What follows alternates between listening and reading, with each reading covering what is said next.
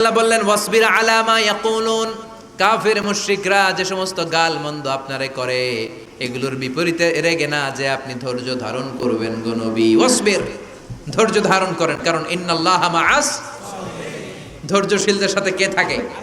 চিল্লায় বলেন কে? ও নবী, ওরা আপনারে অনেক কিছু বলবে, আপনি রেগে যাবেন না। বিশ্বনবীর কাফিররা কি বলতো জানেন? বলতো আপনি একজন কবি। বিশ্বনবী নাকি কবি? নাউজুবিল্লাহ কইবেন না। আল্লাহ বলেন ওমা আল্লামনাহু শি'রা ওয়া মা ইয়ানবাগি লাহু, আমি নবীরে কবিতা শিখাই নাই, কবিতা তার জন্য শোভনীয় নয়। সুবহানাল্লাহ পড়েন। আবার বিশ্বনবীরে তারা বলতে লাগলো গণক। কি বলতে লাগলো? কাহিন। আল্লাহ বলে ওয়ালা বিকাউলি কাহিন, এটা গণকের কথাও নয়, এটা আল্লাহর কথা, ঠিক কিনা? এরপরে বিশ্বনবীরে ওরা বলতে লাগলো মাজনুন, মানে পাগল। আল্লাহ বলে ওয়ামা সাহিবুকুম বিমাজনুন, তোমাদের সাথী আমার হাবিব কিন্তু পাগল নয়। সুবহানাল্লাহ। এরপর ওরা বিশ্বনবীরে গালি দিতে লাগলো সাহির বলে। সাহির মানে জাদুকর। সাহির মানে?